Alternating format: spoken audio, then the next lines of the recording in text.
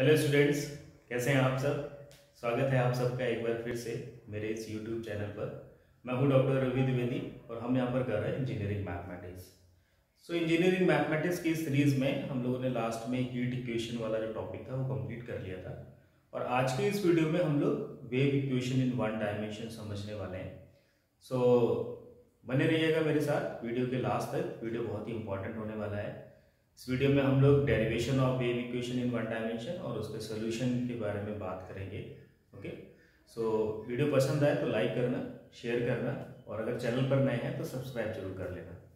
चलिए स्टार्ट करते हैं one dimensional wave equation. Okay, हम सब जानते हैं कि वेव कब फॉर्म्स होती है। वन डायमेंशन में अगर हमारे पास कोई इलास्टिक है उसको स्ट्रेच करके इस तरीके से रिलीज कर देते हैं तो क्या होता है कि वेव्स फॉर्म होती है, राइट। या फिर हमारे पास कोई रॉड है, हमने उसको यहाँ पे एक एंड उसका हम वैसे करके बांध दे या फिर फिक्स कर दे और सेकेंड एंड को हम इस तरीके से खींच के छोड़ देंगे, स्ट्रेच करके रिलीज कर देंगे तो क्या होगा, वहां पे वाइब्रेशंस है ना बन जाएंगे हमारी।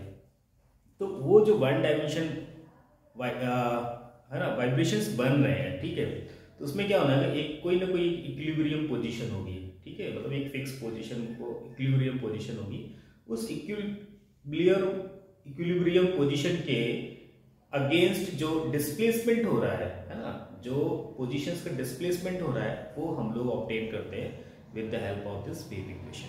ठीक है, तो बात करते हैं। चलो मान लो हमारे पास कोई एक स्ट्रिंग है जिसको हमने स्ट्रेच करके लेंथ L पे फिक्स कर दिया हुआ है, ठीक है, एट सर्टेन, है ना, किसी ये कोई पोजीशन हमारी x है, डिस्टेंस x है और ये हमारी कोई x plus delta x distance है। तो इन बिटवीन दो नेबर पॉइंट्स के बीच में हम लोग क्या कर सकते हैं, वेव इक्वेशन को डिराइव कर सकते हैं P एंड Q के बीच में। ठीक है, अगर मान लीजिए हमारा जो ये फोर्स T1 है ना, यहाँ पे P पे जो फोर्स हमारा T1 लग रहा है वो अल्फा एंगल बना रहा है हॉरिजॉन्टल के साथ, और जो फोर्स T2 है वो बीटा एंगल बना रहा है हॉरिजॉन्टल के साथ। ठीक है, तो हम क्या करेंगे, Newton second law of motion use करेंगे and Newton second law of motion use करके हम लोग wave equation in one dimension को क्या कर सकते हैं, डिराइव कर सकते हैं। तो वन डायमेंशनल वेव इक्वेशन है del 2u upon del t2 is equal to c square del 2u upon del x2।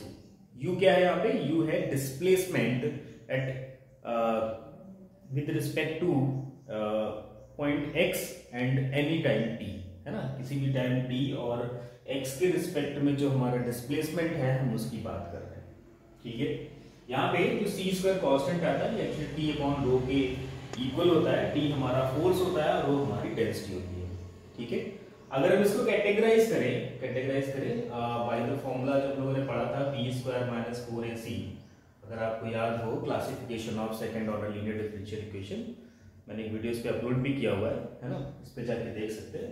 तो b स्क्वायर माइनस 4ac की जो जब कैलकुलेट करेंगे तो इसकी वैल्यू ग्रेटर देन 0 आएगी, मतलब पॉजिटिव वैल्यू आएगी। तो पॉजिटिव वैल्यू के लिए क्या होगा, ये हमारी जो इक्वेशन है वो हाइपरबोलिक बन जाएगी। कैसे होती है ये, हमारी इसकी जो कैटेगरी बनेगी वो hyperbolic second order partial differential equation बनेगी, राइट। तो ये हमारी कहानी है वन डायमेंशनल वेव इक्वेशन की। मेरे हिसाब से समझ में आ गया होगा कि कोई भी स्ट्रिंग अगर हम स्ट्रेच करते हैं, किसी रॉड को अगर हम फिक्स करके स्ट्रेच करके रिलीज करते हैं तो वाइब्रेशंस बनते हैं, वन डायमेंशनल वाइब्रेशंस बनते हैं, वेव्स बनते हैं, है ना। और वन डायमेंशन वेव की इक्वेशन जो होती है वो हमेशा del 2u upon del t2 is equal to c square del 2u upon del x2 के इक्वल होती है, राइट। तो बेसिकली हमें क्या करना है, यहाँ पे इसके सॉल्यूशन की बात करनी है। ठीक है, तो चलिए बात करते हैं सॉल्यूशन की। सॉल्यूशन के लिए हम लोग क्या करेंगे, method of separation of variable का यूज करेंगे, राइट। इस पे भी मैंने एक वीडियो ऑलरेडी बना के अपलोड किया हुआ है। तो यहाँ पर अगर हम देखें तो हमारे पास दो इंडिपेंडेंट वेरिएबल है x एंड t। तो हम लोग क्या करेंगे, हम लोग u को लेट कर लेंगे x इंटू t। ठीक है, ये x और t इस तरीके से हैं, this capital X is the function of small x only and this capital T is the function of small t only, right. जब हम इसको पार्शियली डिफरेंशिएट करेंगे विद रिस्पेक्ट टू x, वो भी 2 टाइम्स, तो क्या आएगा, तो del 2u upon del x2 हो जाएगा। नाउ सी x तो केवल x का ही फंक्शन है, तो इसका पार्शियल डिफरेंशिएशन और टोटल ऑर्डिनरी डिफरेंशिएशन दोनों का सेम मीनिंग होगा।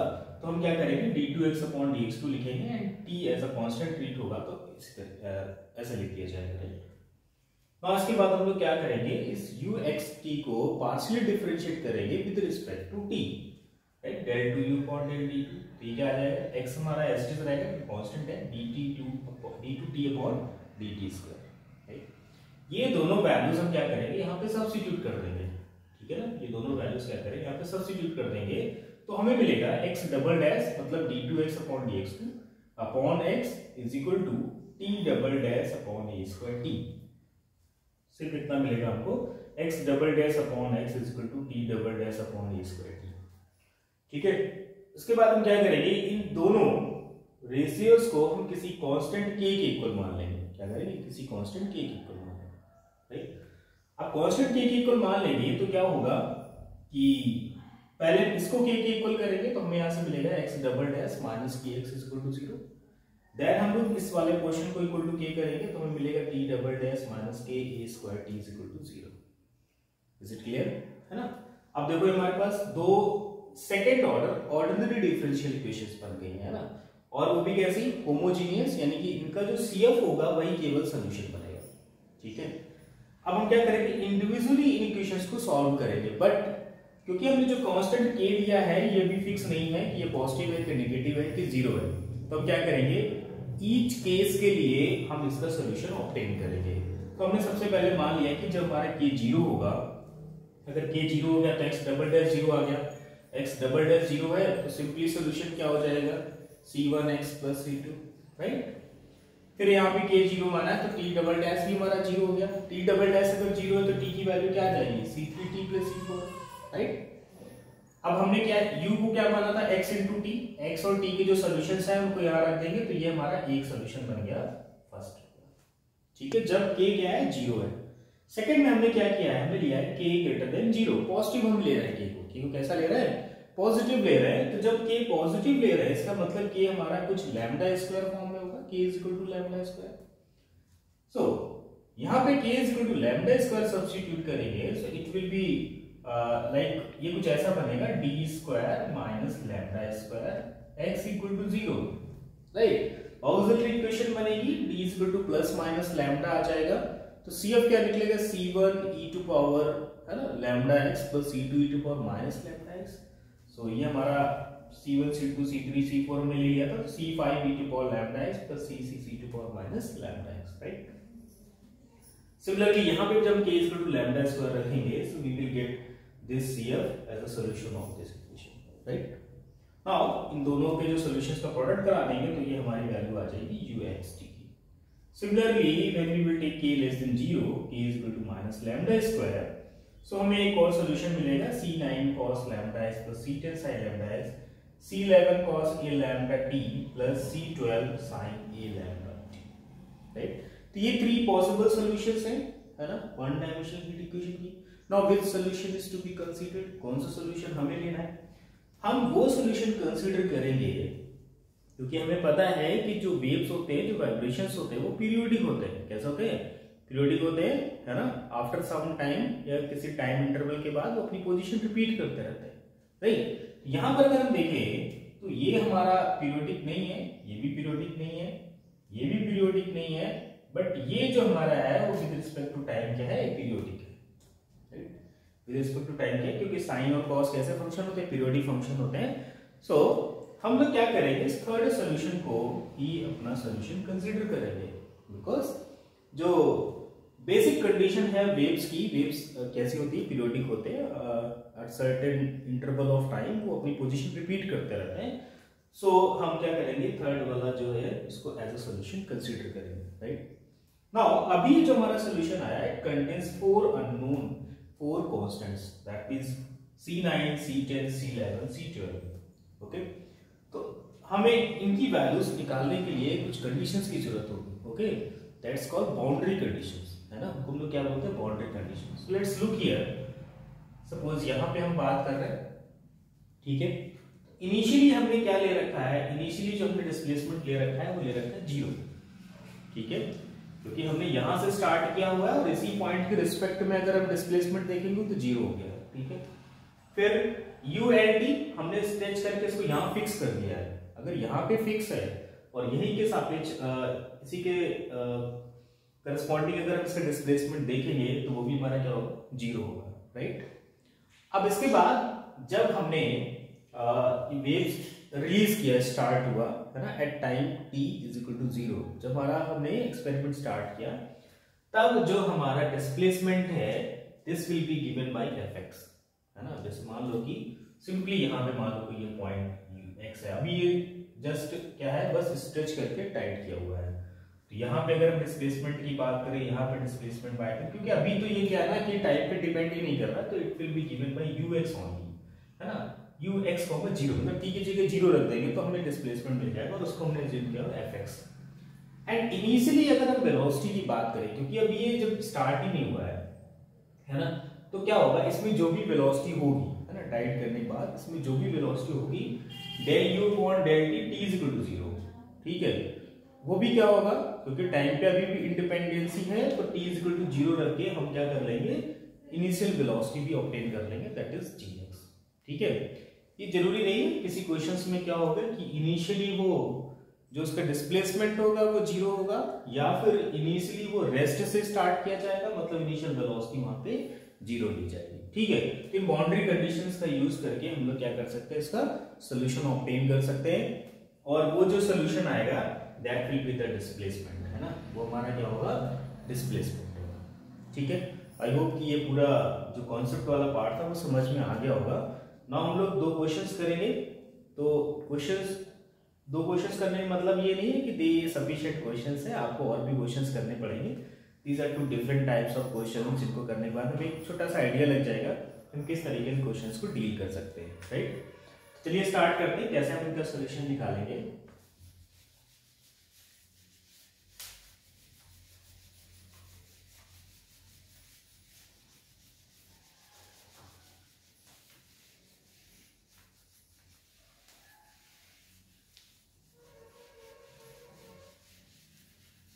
एग्जाम में 2 चीजें कर सकते हैं, इस तरीके क्वेश्चन आए, अगर आपको ये सोल्यूशन याद है ना, तो आप डायरेक्टली सोल्यूशन लिख सकते हो और बाउंड्री कंडीशंस को सेटिस्फाई करा के क्या कर सकते हैं, सोल्यूशन बना सकते हैं। क्योंकि ये सोल्यूशन तो हमारा हर बार आना है, 1 डायमेंशनल वेव इक्वेशन होगी, सेम इक्वेशन मिलेगी और सेम सोल्यूशन आएगा, right.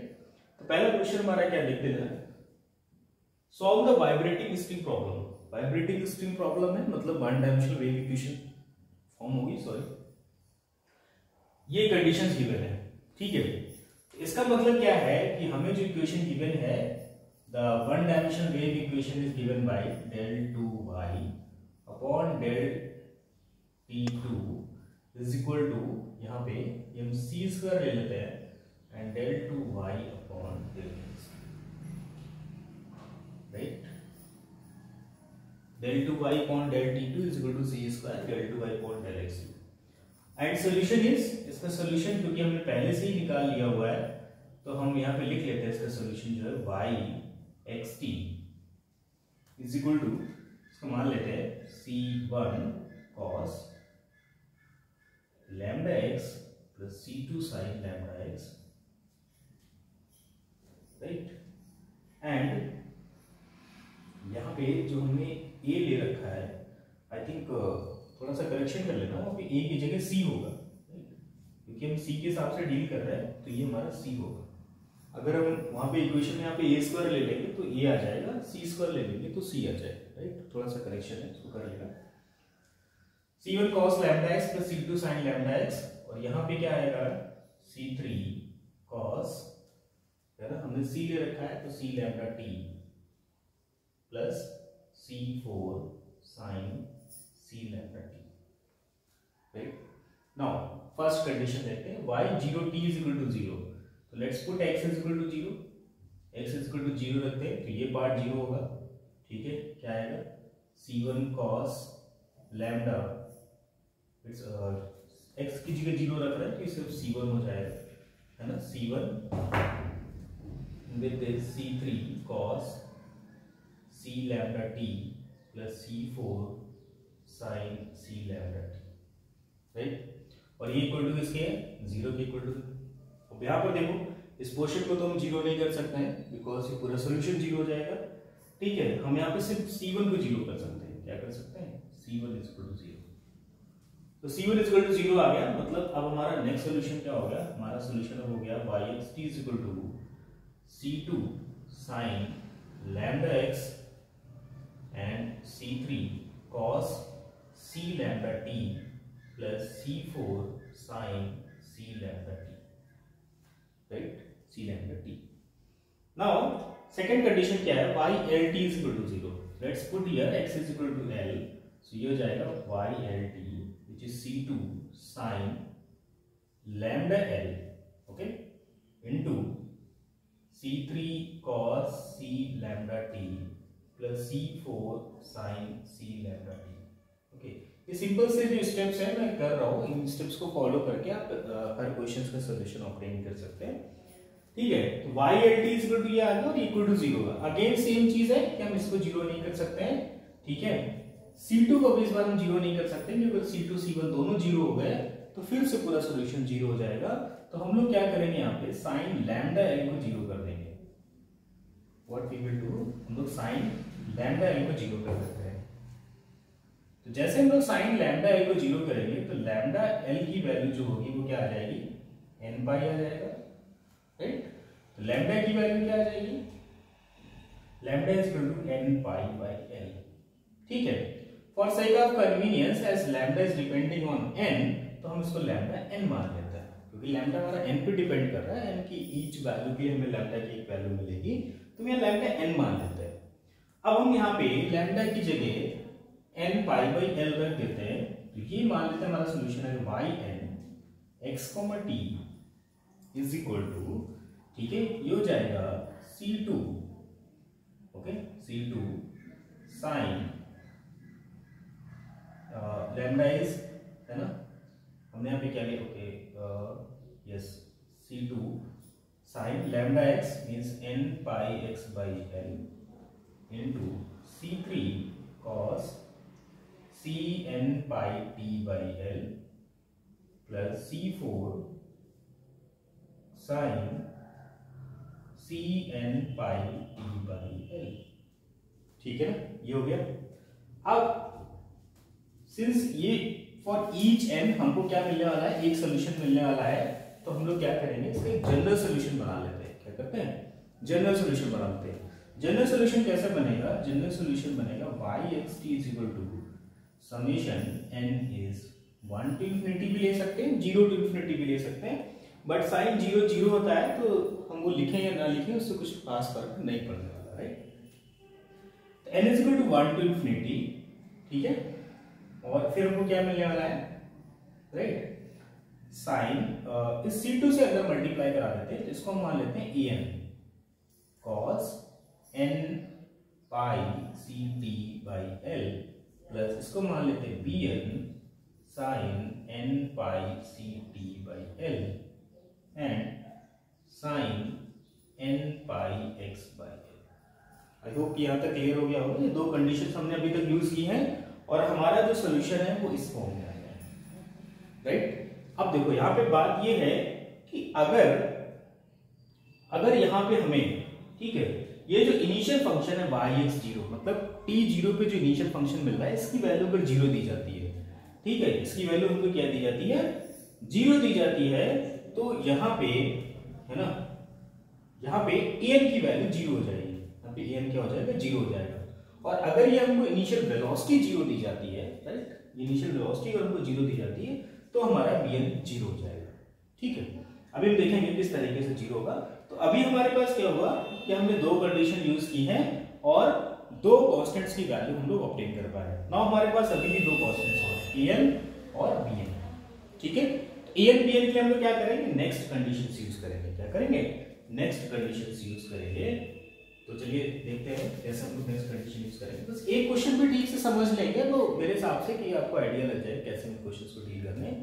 Most of the steps जो होते हैं वो सेम होता है इसमें, ठीक है, प्रॉब्लम थोड़ी लेंथी लगती है but actually most of the steps जो होते हैं वो सेम होते हैं। थोड़ा सा जाके जैसे ये फंक्शन चेंज होंगे इनके कोऑर्डिनेट इंटीग्रेशन और कंडीशन चेंज होती है बस, और इसमें कुछ खास चेंजेस नहीं होते। तो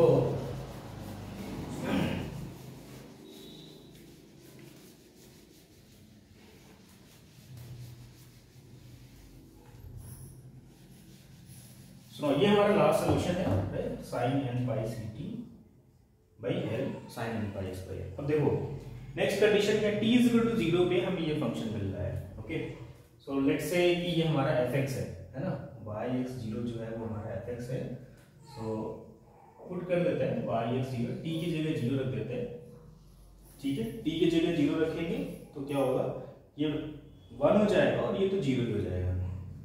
तो हमें मिलेगा summation n is 1 to infinity an sin n pi x by l, right. ये अगर t 0 रखने पे 0 हो गया, ये हमें सिर्फ ये 1 हो गया cos वाला, तो an sin n pi x by l।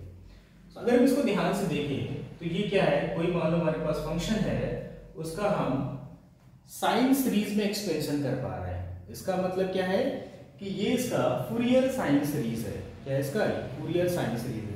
तो जब फूरियर साइन सीरीज हमें दिया जाता है तो हम कांस्टेंट की वैल्यू कैसे निकालते हैं? इफ यू रिमेंबर, कांस्टेंट की वैल्यू हम लोग कैसे निकालते हैं? Constant is given bye 2/l, right, integration 0 to l, है ना। और क्या आता है, fx आता है और sin n pi x by l, right. Clear ना? ये कैसे इवैल्यूएट करेंगे हम लोग, 2/l। अब देखो fx को हमने यहाँ पे दो पार्ट में ब्रेक किया हुआ है, एक तो 0 to l/2 है ना, और तब fx की वैल्यू क्या है, x है, और ये sin n pi x by l आ जाएगा इनटू dx, प्लस दूसरा पार्ट हमारा क्या है, l/2 से l तक है, और तब हमारे फंक्शन की वैल्यू है l minus x, again sin n pi x by l, और इसके साथ भी क्या है, dx आ जाएगा, राइट। इस तरीके से यहाँ पे, ठीक है, n pi x by l into dx आ जाएगा। अब ये इंटीग्रेशन इवैल्यूएट कर सकते हैं हम लोग इजीली, है ना। ये ब्रैकेट यहाँ पे है, इंटीग्रेशन इवैल्यूएट कर लेंगे तो जो भी an की वैल्यू आएगी वो हम लोग क्या करेंगे, यहाँ पे सब्स्टिट्यूट कर देंगे, पर वो अभी बाद की बात, ठीक है। यहाँ से हम लोग क्या करेंगे, an इवैल्यूएट कर लेंगे। नाउ नेक्स्ट कंडीशन में आते हैं, ytx, 0, है ना। ytx, 0 का मतलब क्या है कि पहले हम लोग इस y को with respect to t differentiate करने वाले हैं, ठीक है। तो डिफरेंशिएट कर लेते हैं, चलो।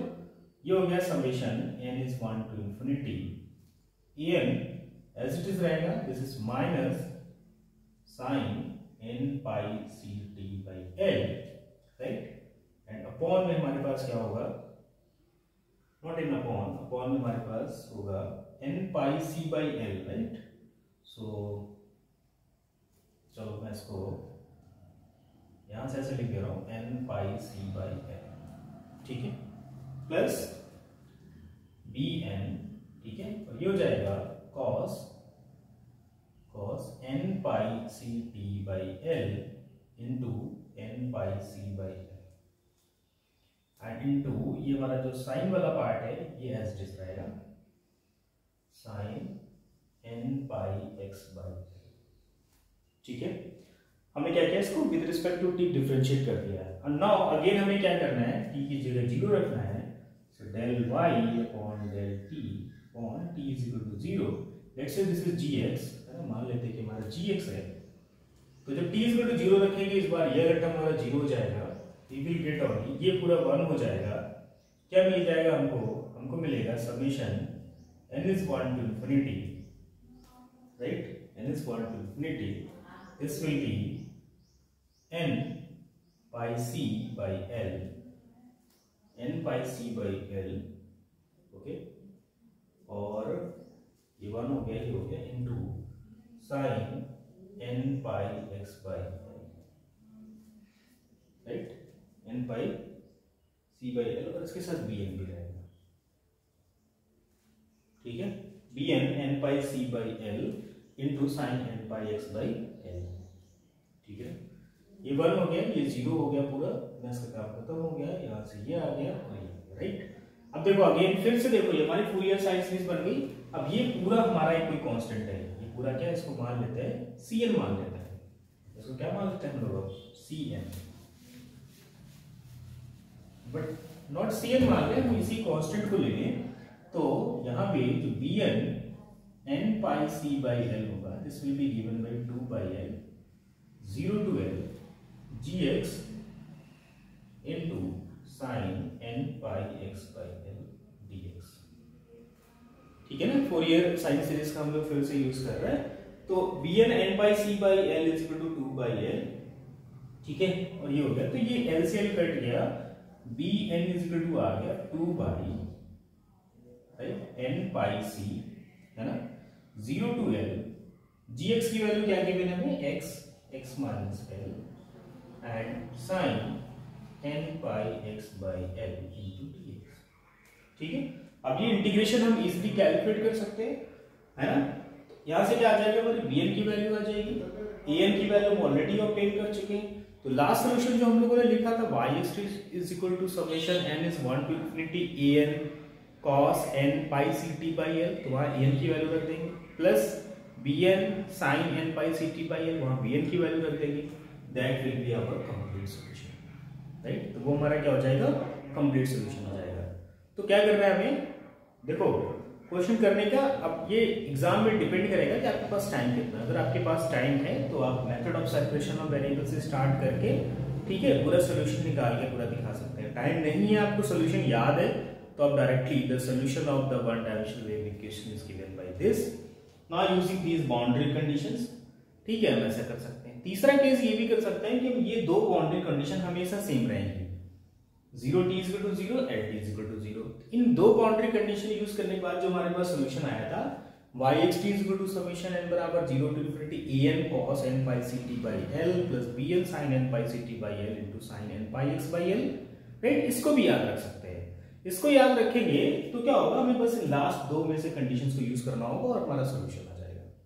तो आई होप कि समझ गए होंगे किस तरीके से हमें इस क्वेश्चन को डील करना है।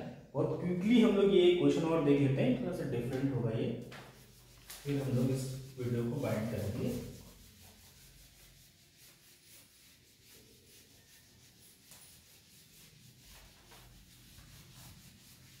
सो लेट्स सी, यहाँ पे क्या है, find the displacement of a string stretched between two fixed point at a distance 2c, है ना। यहाँ पे जो पॉइंट्स के बीच में डिस्टेंस वो 2c है, l की जगह 2c गिवन है। Upon frame the string is initially at rest, initially at rest का मतलब है जब t is equal to 0 हम लोग ले रहे हैं तो fx की वैल्यू 0 है, राइट। fx की वैल्यू क्या है, 0, and velocity is given by this, यानी कि gx की वैल्यू ये गिवन है, राइट।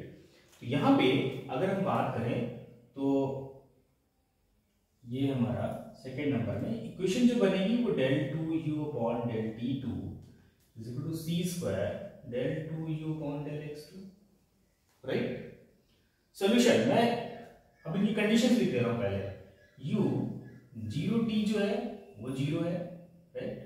u 2c t जो है वो भी 0 है, एंड u x 0 की वैल्यू भी 0 है, एंड लास्ट ut x 0 जो है this is given bye v, and v यहां पे लिख रहा हूं, राइट। इसको v ऑफ x मान लो, बेटर होगा हमारे लिए, ठीक है। नाउ ये देखो, इस इक्वेशन को सॉल्व करने के बाद, इन दो कंडीशंस को अप्लाई करने के बाद जो हमारे पास सॉल्यूशन आएगा that will be uxt is equal to summation n is 1 to infinity an cos n pi c t by क्या होता है, यानी कि n pi c t by l मतलब हमारे पे 2c है, तो ये अगर c की फॉर्म में दिया गया है तो इसको a कर लेते हैं, n pi at by 2c, n pi at by 2c plus bn sin n pi at by 2c, and we will have, और हमारे पास क्या होगा, sin n pi x by 2c, ठीक है। तो ये हमारा सॉल्यूशन कब आएगा, जब हम इसको सॉल्व कर लेंगे और इन दो कंडीशंस को अप्लाई कर लेंगे। नाउ थर्ड कंडीशन कि जब t is equal to 0 है, यहां पे अप्लाई कर देते हैं, t 0 ले लेते हैं, तो ये हो गया हमारा an, ये हमारा an हो गया, ये पूरा 0 हो गया, this is sin n pi x by 2c and whole is equal to 0, right. अब ये 0 है तो क्या होगा, ये पार्ट तो 0 हो नहीं सकता है, बिकॉज ये 0 हो गया तो हमारा सॉल्यूशन 0 हो जाएगा, तो डेफिनेटली यहां से क्या आएगा, an इज इक्वल टू 0 होगा, n इज इक्वल टू क्या होगा, 0। और यही मैं कह रहा था कि जब हमारा जब हमारी वेव इक्वेशन में इनिशियल फंक्शन जीरो होगा, इनिशियली एट रेस्ट है ना, सॉरी इनिशियली एट जीरो है ना, इनिशियली जीरो पे होगा तो an की वैल्यू जीरो आएगी, और अगर इनिशियली एट रेस्ट होगा तो bn की वैल्यू जीरो आएगी। ठीक है, अब हमारा सोल्यूशन क्या बन गया, हमारा सोल्यूशन बन गया uxt is equal to summation n is 1 to infinity bn sin n pi at by 2c and sin n pi x by 2c। ठीक है ना, अब लास्ट कंडीशन क्या है, लास्ट कंडीशन ये वेलोसिटी वाली कंडीशन है, तो हम इसको डिफरेंशिएट कर देते हैं, ut लिख लेते हैं। ठीक है, ut x, t, तो ये जाएगा summation n is 1 to infinity bn हो जाएगा n pi a by 2c, this is cos n pi at by 2c into sin n pi x by 2c। t 0 रख देते हैं, तो ut x, 0 is equal to ये 1 हो गया। ठीक है, this is summation n is 1 to infinity bn n pi a by 2c sin n pi x by 2c। ठीक है, और ये किसके इक्वल है, ये हमारा vx के इक्वल है। तो ये हमारा क्या है कि हमारा पूरा एक कांस्टेंट है, मान लेते हैं इसको cn मान सकते हैं अगर हम लोग, और ये sin n pi x by 2c है, तो ये फोरियर साइन सीरीज बन गई। फोरियर साइन सीरीज में हम लोग क्या कर सकते हैं, इस कांस्टेंट की वैल्यू निकाल सकते हैं, this will be equal to 2/l मतलब 2/2c इंटीग्रल 0 to l मतलब 0 to 2c and vx into sin n pi x by 2c। फिर vx को हम 0 to c and c to 2c में ब्रेक कर लेंगे, इंटीग्रेट कर लेंगे, we will get the value of bn। ठीक है, इसको ट्रांसफर करने के बाद bn की वैल्यू मिलेगी, यहाँ पे सब्स्टिट्यूट कर देंगे and that will be the solution. ठीक है, तो इस तरीके से जो wave equation in one dimension वाली प्रॉब्लम्स हैं उनको हम लोग डील कर सकते हैं। सो आज की वीडियो में बस इतना ही। वीडियो पसंद आया हो तो लाइक शेयर करें, लोगों तक सब चैनल पर नए हैं तो सब्सक्राइब कर लें। Okay, thank you, bye bye, take care.